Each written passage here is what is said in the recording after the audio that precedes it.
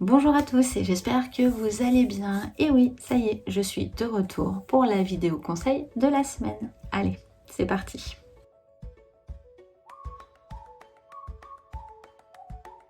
Il y a un mois à peu près, je vous réalisais une vidéo où je vous expliquais l'importance de réaliser des belles photos. La semaine dernière, j'ai réalisé une vidéo où je vous expliquais l'importance de réaliser une belle annonce. Et bah aujourd'hui, on va voir la continuité de tout ça. Et la continuité de tout ça, et bah ce sont les visites. Bah oui, on se pose la question, pourquoi les visites? Bah c'est simple.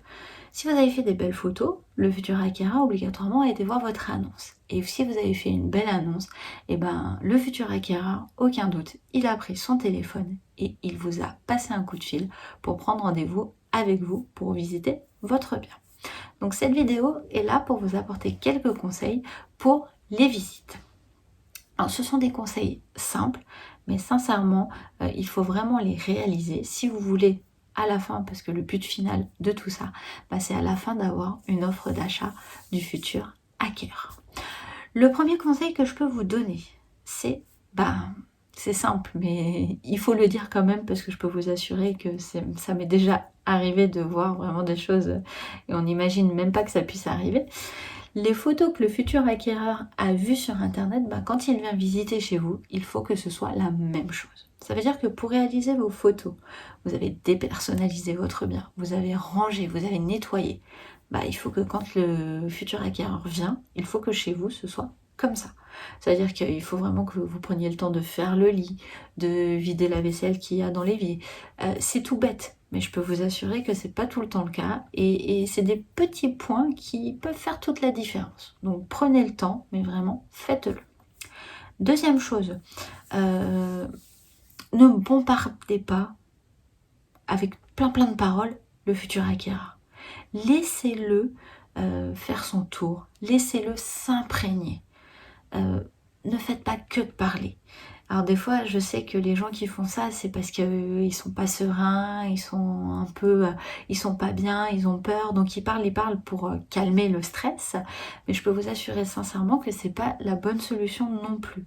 Le futur acquéreur peut croire que si vous faites que de parler, c'est entre guillemets pour le déconcentrer un peu et pour qu'il rate entre guillemets des choses qui ne vont pas dans la maison. Donc ne parlez pas trop, laissez le futur acquéreur faire son tour, laissez-le s'imprégner. Et je vous assure que s'il a besoin de savoir quelque chose, il vous le demandera. Il n'a pas besoin de savoir du début jusqu'à la fin les 50 ans d'histoire de la vie de la maison ou de l'appartement.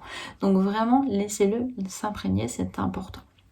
Après, de votre côté, il faut aussi que vous soyez préparé à ces visites. C'est-à-dire que vous allez avoir des futurs acquéreurs qui vont être très directives et d'autres qui vont l'être moins. Ça veut dire que vous allez avoir un peu, peut-être des futurs acquéreurs un peu timides, qui vont pas oser poser trop de questions. Donc n'hésitez pas cette fois-ci à parler, mais il faut que vous parliez vraiment des choses les plus importantes. Ça va être à vous aussi de voir comment est le futur acquéreur. Vous allez avoir des futurs acquéreurs aussi qui vont vous poser plein de questions, il va falloir pouvoir y répondre. Et il y a aussi des personnes qui vont critiquer votre bien, qui vont dire ah, ça c'est pas terrible, ça c'est pas terrible. Alors je sais que ça peut vraiment vous blesser parce que c'est votre bébé, hein, c'est votre bien, c'est votre bébé. Il va falloir vraiment que vous soyez serein. Comme je dis, c'est un mauvais moment à passer, mais il faut être serein jusqu'au bout.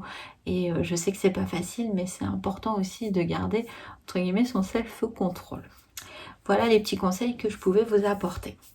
Et dernière petite chose, je sais que des fois les gens se disent oui, moi j'ai eu 2-3 visites, j'ai pas eu d'offre, est-ce que c'est grave, est-ce que c'est pas grave? Moi je vais vous donner les délais de vente. Ça c'est important aussi par rapport aux visites.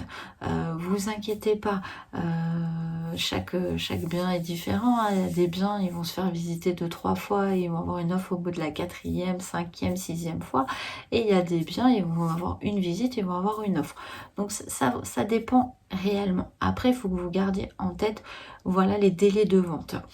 Le délai de vente entre 1 et 3 mois, on dit que c'est un délai normal. Donc tant que vous êtes dans ce délai-là, si vous n'avez pas encore vendu, c'est pas grave, c'est le délai normal pour vendre un bien. entre 3 et 6 mois. On n'est pas non plus dans une phase critique, ça va encore, mais il va falloir peut-être commencer à mettre quelque chose en place, parce que là on peut commencer à arriver bientôt à partir du 6e mois dans un plan qui devient un peu plus critique. Mais voilà, c'est pas le moment encore entre guillemets de stresser ou quoi que ce soit, ça va encore, mais il faut essayer de mettre en place peut-être un nouveau système de vente. Et par contre, à partir du 6e mois de vente, alors là par contre on commence à arriver dans un plan critique. Donc là, si vraiment au bout de 6 mois vous n'avez pas réussi à vendre, vous n'avez pas d'offre, nous le conseil qu'on donne c'est d'arrêter la diffusion du bien et de vous diriger vers un professionnel de l'immobilier qui va vous aider, qui va vous apporter des conseils pour vendre le plus rapidement possible votre bien. Voilà, bah écoutez, j'espère que cette vidéo vous a plu. En tout cas, si c'est le cas, n'hésitez pas à mettre un petit pouce bleu. N'hésitez pas également à vous abonner à la chaîne pour la faire vivre. Et également, comme ça, être sûr de ne rater aucune autre vidéo.